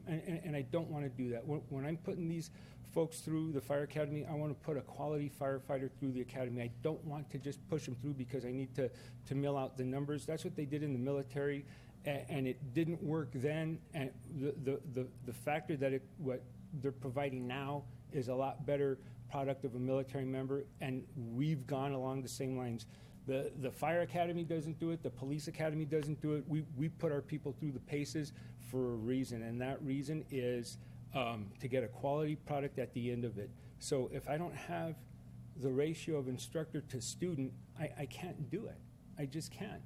I mean, I'll tell you, if I know for a fact that we're getting the SAFER grant awarded to us on September 30th, that academy is going to be conducted as soon as November or December, because I'll have the cadre there. I have the training syllabus, which is mandated by the state. I have the trained instructors, which are in place. However, unfortunately, a lot of them are temporary firefighters under the SAFER grant, and if I lose them, I lose them. I lost one of my best instructors to Clovis, and he was a temporary firefighter. So him knowing that the SAFER grant was going to end, he signed an application to go to Clovis Fire Department, and he got picked up because he was an excellent instructor. So I'm explaining our situation that we all got to own, and I am giving you the way ahead. If I can keep these folks, we'll conduct an academy, and we'll conduct about 2 or 3 of them till I can get that 50 person staffing. But as it stands right now, the first obstacle was the lack of turnouts, was the lack of equipment. So the city of Hollister spent $89,000 last year to buy it. We got it. Well, I got the people. Now I need the instructors, and that's what the holdup is. I mean, I hope you don't think there's any kind of intent why we're doing this. It's not that we're playing a game or anything like that. What we're doing is we're trying to produce. If we start an academy now, say we start today, I lose my people on the 30th, I can't do it. I don't have enough staffing. Who's going to run the calls? That's the issue. So if we have the academy start, we're right in the middle of it, and right in the middle of say, a training session, a call goes out, our people going through the academy are going to have to stay at the apparatus bay until that engine company comes back and conducts service. Now, if they come back tired or contaminated, or if they were on a fire for 4 hours, the quality of instruction is lost. What we do is a perishable skill. And I say perishable skill because if they're doing a rope system to pick up somebody from a falling cliff or falling off of a cliff, there's a certain level of technical expertise that they have to have and maintain in order to get them off the ground and into a gurney. To do a patient assessment as an EMT, which is mandated by California Title 22, and in fighting fire itself, these guys aren't just going into structures and fighting fire. They got to read the building, they got to read the smoke, they got to read the fire, the fuel load. so they can fight fire safely and effectively. They read a car whenever a car comes into a vehicle accident, and they see where the purchase points are, so they can cut that car open by inches and then pull that person out safely without compromising their C-spine. I know I'm getting technical, and I'm probably putting you guys to sleep, but that's how in-depth it is to put a person through the academy. That's as much as I have on that right now. On the reserve staffing. Questions so far? Okay, let me continue on with the career development. I have development and integration of teaching and learning of materials. So what's happened is we've come up with a different emergency reporting system, and the emergency reporting system provides us the information we need to find out the vulnerability of our community, so I can make an assessment and say, this is what we need on the rigs going forward.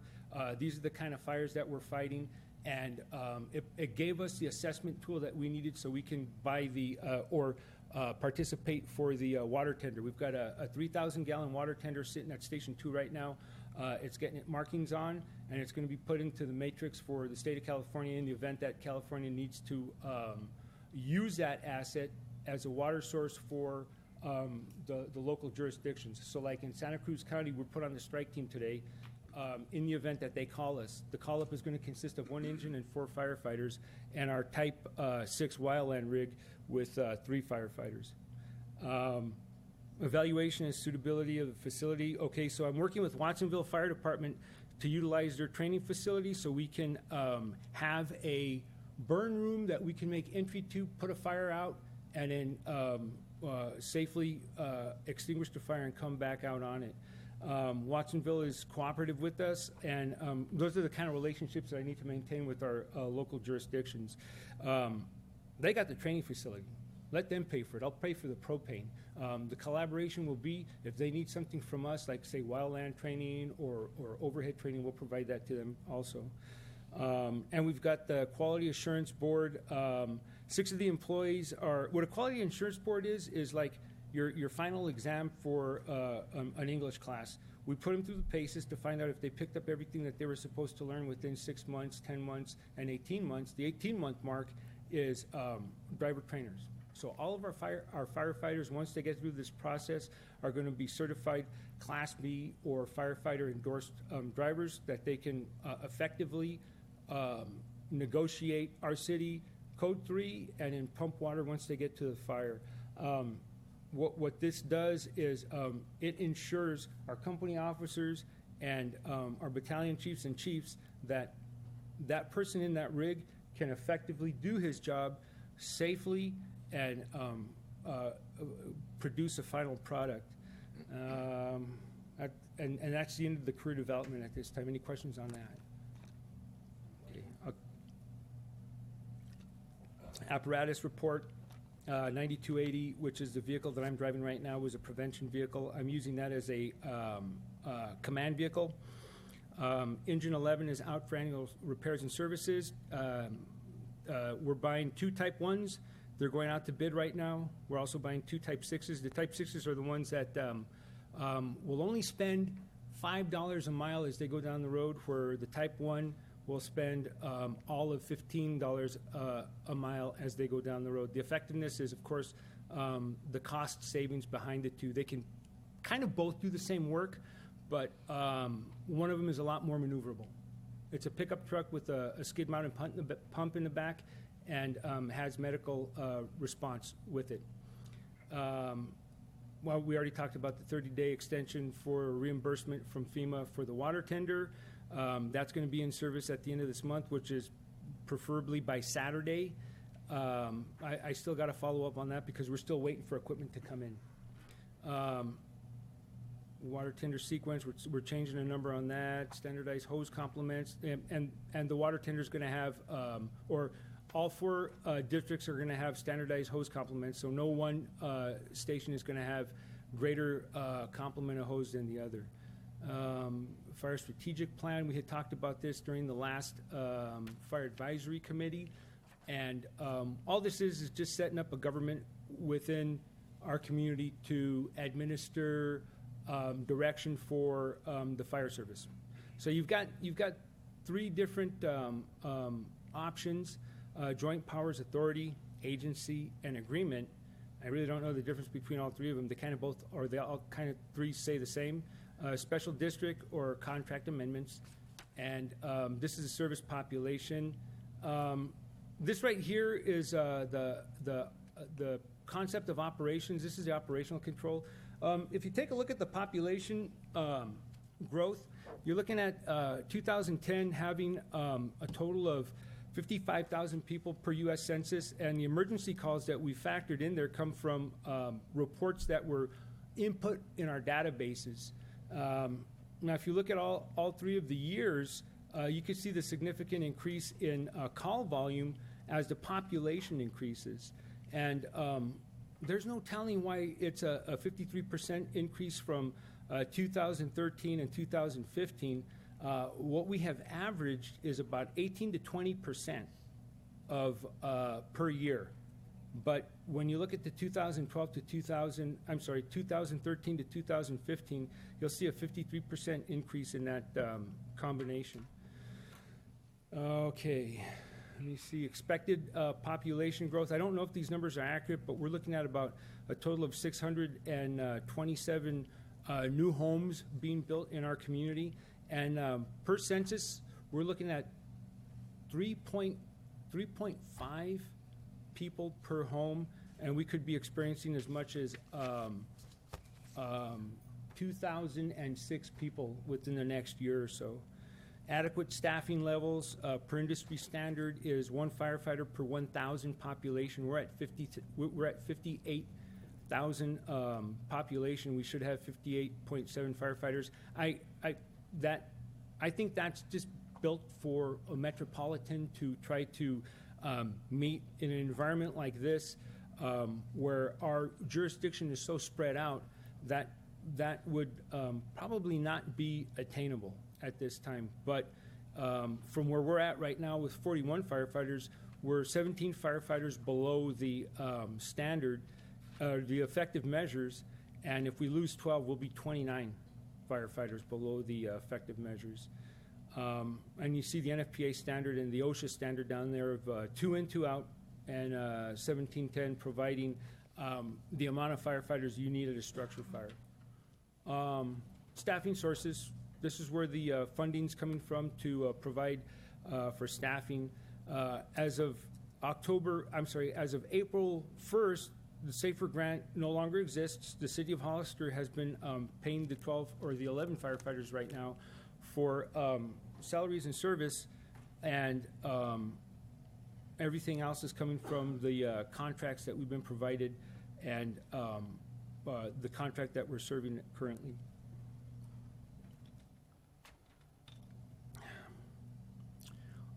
Here's the retention plan for staffing. It would cost $1.6 million to retain 12, $1.3 million to retain 10, 9 is 1.2, 6 is 800,000, and for 4 firefighters is 539. And this is the burden cost to include their CalPERS, health benefits, their incentives, and anything else that comes with being a firefighter, EMT certificate, the whole 9 yards.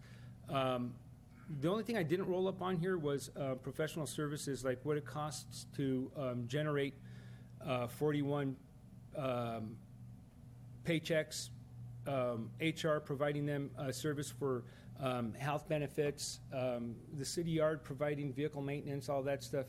I didn't want to get too far into the weeds, but you understand running a local government agency, this is the cost of supporting this amount of people. Currently, if you take a look at the board here, I got with subsidized staffing, doesn't work. Well, with subsidized staffing, you have daily staffing right here on your left. The subsidized staffing means you've got measure E, or hopefully soon measure W, providing financial support. You have got the FEMA grant. You've got the contracts and Melrose and community facility development fees coming in. A lot of those things can go away. CFDs and Melrose probably are not. But if you take a look at the chart on your right-hand side, that's what it's going to look like when we lose the SAFER grant. When I lose the 12, we're going to drop down to 27 personnel. And the firefighter is just a generic term for what we do. We've got captains, engineers, firefighters, and then one chief. Well, actually, we'll have two chiefs. We'll have a battalion chief, and we'll have myself managing the incident with a total of 27 personnel. On 2 of the days, I'm going to be hiring 2 firefighters just to staff Station 4, and on 1 of the days, I'm going to be hiring 1 firefighter. Now, with the lack of staffing like that, you're going to experience a spike in overtime that the City of Hollister will take care of. But my concern is if you expose folks like this out into work like this, they're probably going to be experiencing workers' comp issues, injuries, and I want my people to retire out in one piece and whole. So that's a concern of mine. That's something we're going to address, and it's inevitable. We got to do something about the staffing as far as that's concerned. Results of inadequate staffing, we're going to have longer response times. Unfortunately, less community involvement. Today, this weekend, I'm deploying 8 firefighters or 4 firefighters a day to provide support for the fairgrounds.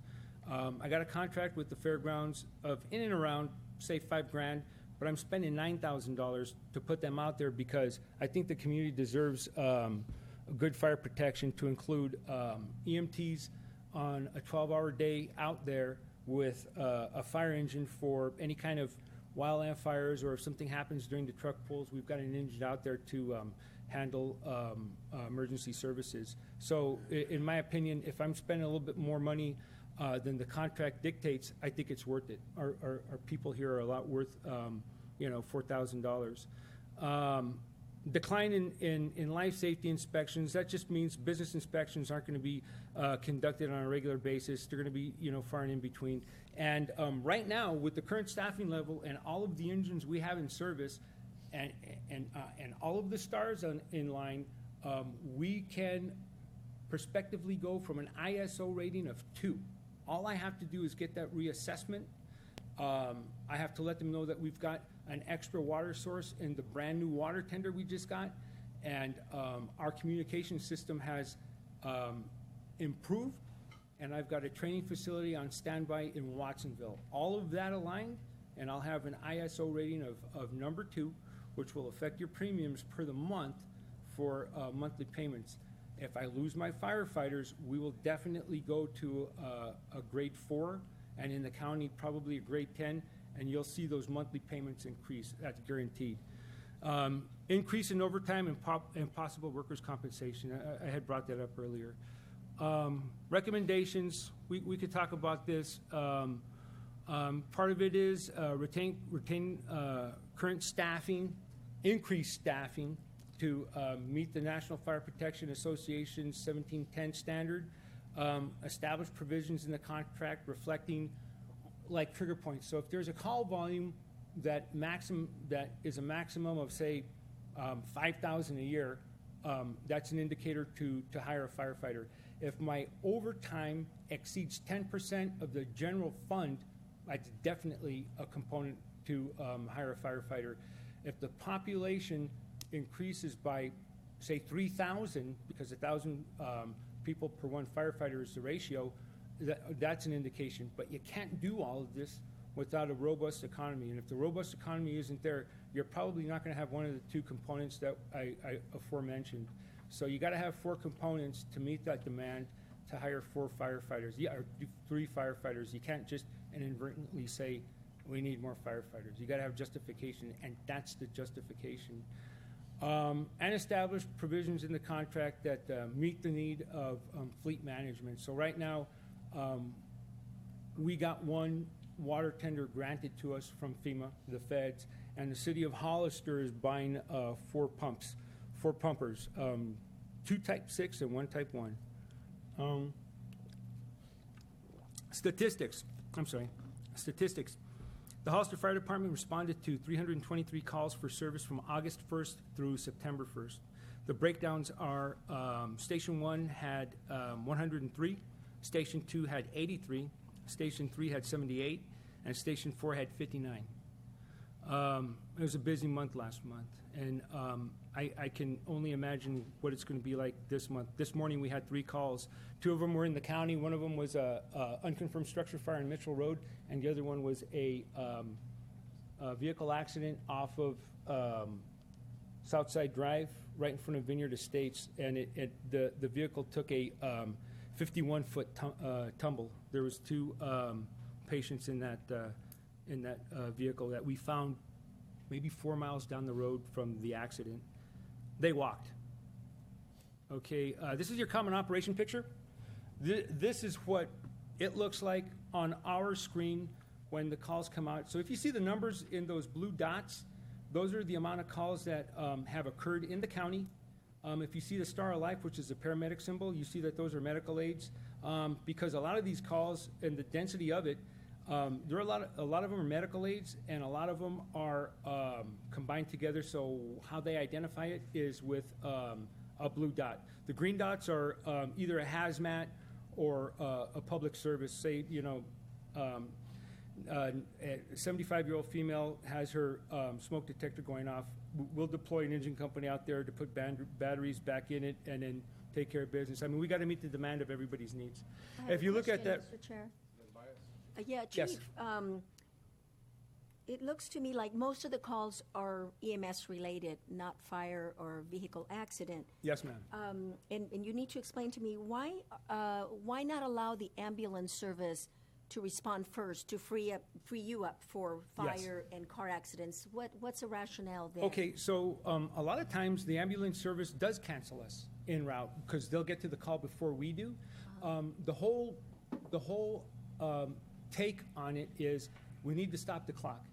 And stopping the clock means the brain dies without oxygen every 6 minutes. In 6 minutes, the brain will die.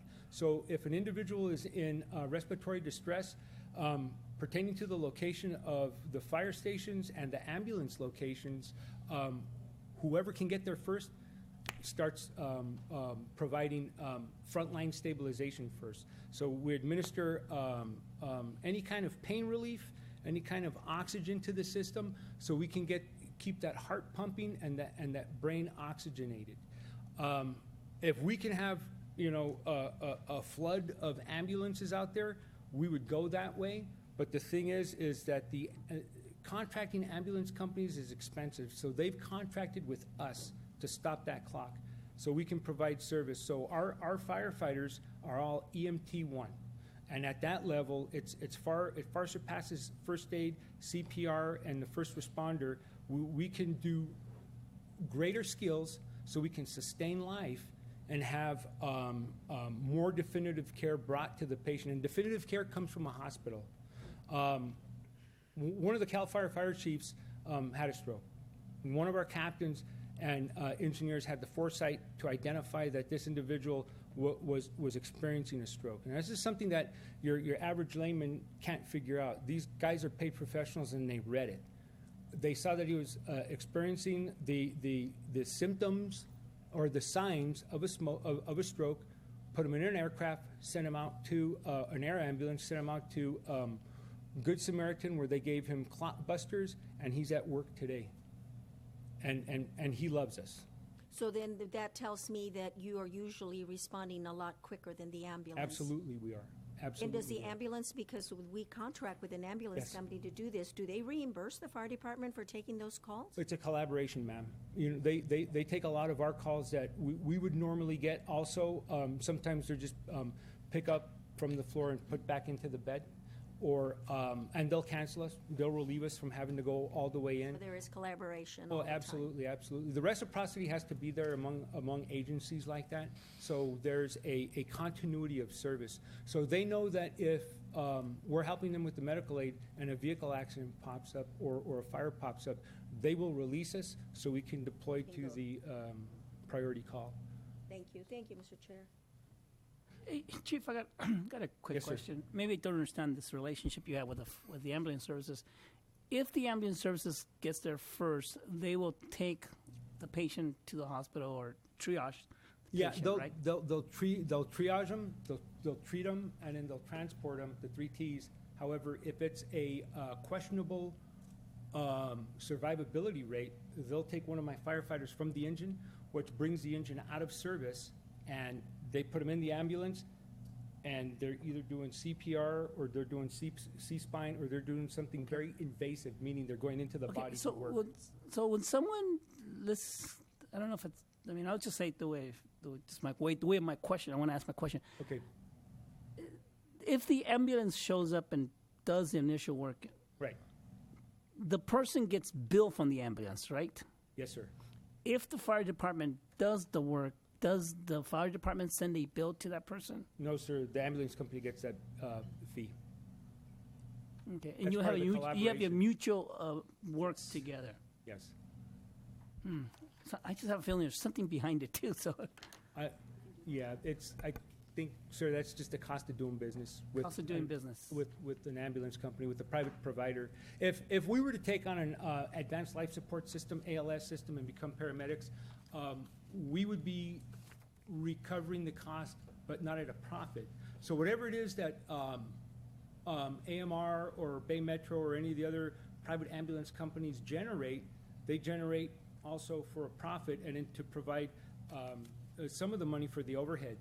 We couldn't do that because we're not an enterprising account. What would happen is that money goes back into the general fund just to pay for the time that my firefighter paramedic was providing service to the patient, and that's it. Okay. And it's more of a cost to the local jurisdiction as it is a profit. Okay, thank you. Sure. And if you see the red triangle on the map, that's a fire that we were deployed to in Monterey County, not even our jurisdiction, but Chief Panholzer from Monterey requested an engine, and we deployed it to Monterey Mushrooms, I think it was. It was twice? We did it twice? Oh, two pieces of equipment. So we sent one engine and a water tender. This was something that we needed to, which is funny because, correct me if I'm wrong, Captain Taylor, isn't Monterey Mushrooms in Watsonville? I think it is. So, yeah, or really close. But we helped out Monterey by going to Watsonville and put out one of their industrial fires. It's just a cost of doing business. Questions? That's all I have at this time. Thank you for your time. Thank you, Chief. Questions or comments, members of the board? I think at this time I'll open up to the public.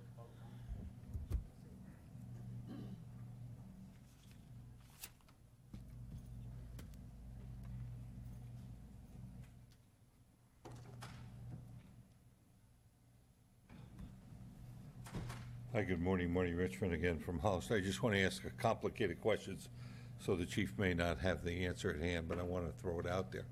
So I see a number. It's a straight line number. Basically, you hire 12 firefighters. Here's what it costs because, you know, they have a pay and they have CalPERS and they have this and they have that. You know, like every other employee. But what I don't see, and this analysis may have been done, is the difference between the estimate of having to put on the extra overtime versus the least expensive option for training and keeping the other firefighters.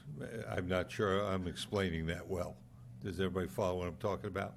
In other words, we have a worst case basis of the firefighters go away, and now our base cost becomes a worst case basis.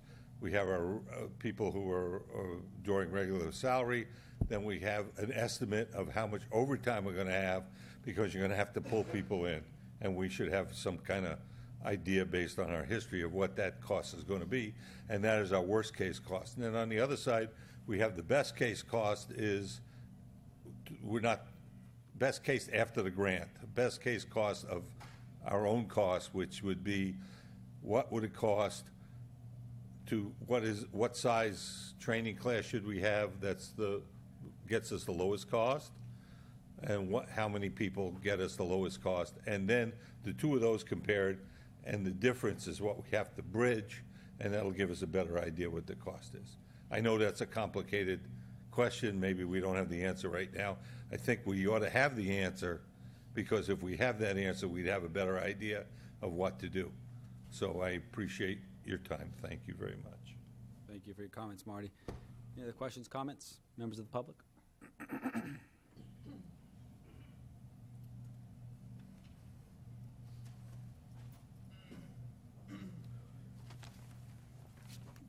Good morning, Board of Supervisors and Chair. My name is Vince Grewal, President of the Hollister Firefighters Association. I want to talk a little bit about what Chief Del Campo mentioned a little bit and some comments that were made by the council members. Right now, we are in a position of poor service and staffing. Not so much service, but the level of staffing we have can inhibit the service we provide. Okay? We provide a great service to the county and city at our current level of staffing. You cannot run a department on part-time monies. It's been my concern for a while now that the grant's could be going away, and we need to find a solution to fund some positions permanently. It was my recommendation at the fire committee meeting that the Board of Supervisors, San Juan Bautista, and the City of Hollister maybe get together and discuss some sort of cost-sharing agreement to maintain the level of service, i.e. the 12 the 12 current position of firefighters permanently. To justify that, we have a huge influx of housing. We have a big increase in population, and your constituents deserve the best, okay? That's our take on it. We're not here as a city. We're not here as a county. We're here as the fire department to provide that level of service, be it EMS, be it vehicle accidents, or house fires, okay? And like I said, all of your voters deserve that. We've come a long way in calls. We run, as you saw up there, almost 500 calls a month, okay? Way back when, maybe in the 80s, that was the total calls for the year. Things change, okay? Things get a lot more dangerous. We're a growing community. We're not going to be able to stop that. We got to embrace it and provide the best service possible.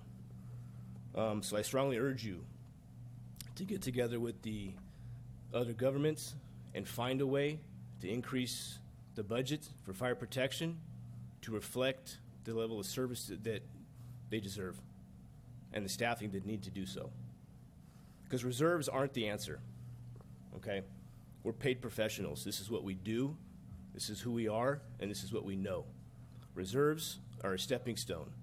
They have a part in our department. They have a part in hiring. We need to train them to be hireable and professional. Thank you.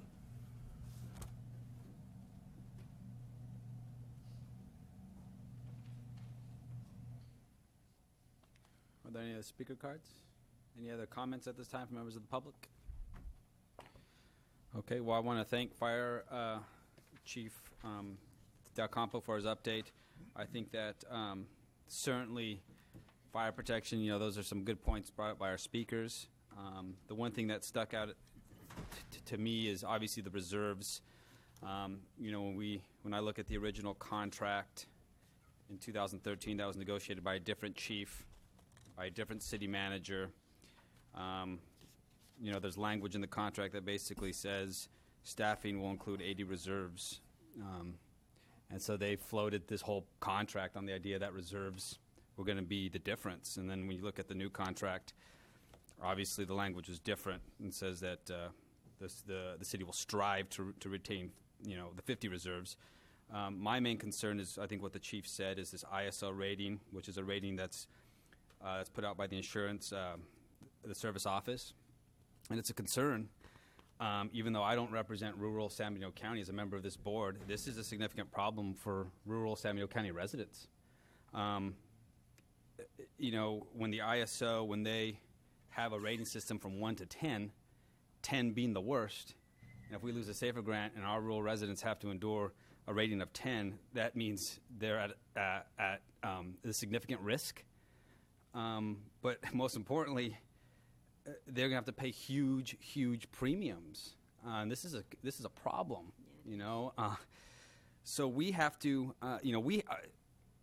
from all that I've learned today and the contracts I've read, I think that we have a contract where the city of Hollister, not Hollister Fire Department, but the city itself, we have a contract that they are doing a very poor job, an inadequate job in honoring this contract, and we've got to work with them. I'm not pointing the finger at them, or this is a county problem as well. This is a community problem.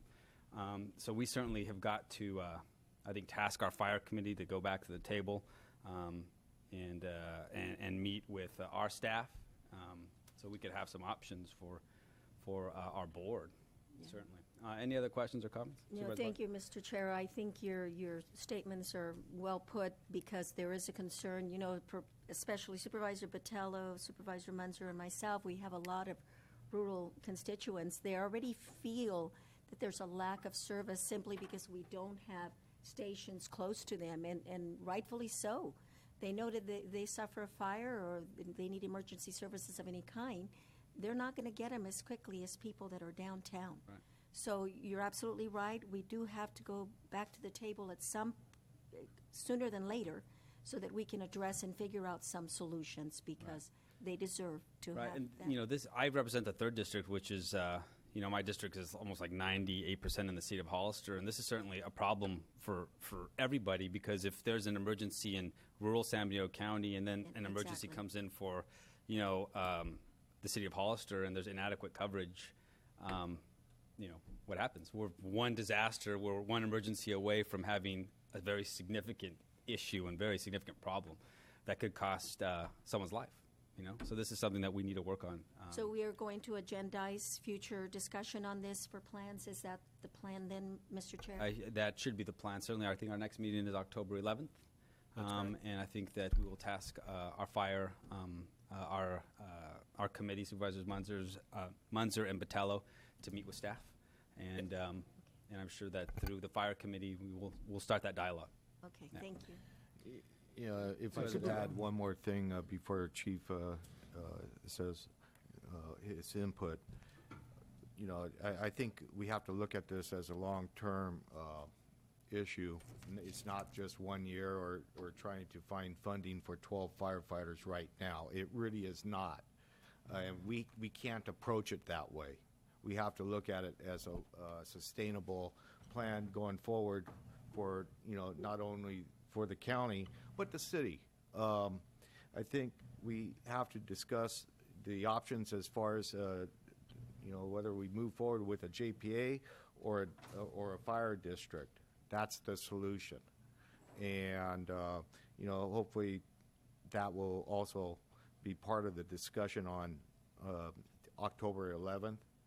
I have concerns about, some of the issues with the fire department. I really, really do. And the communication that Hollister has, to our staff, the Board of Supervisors and the fire committee, as far as how that money is allocated and moved.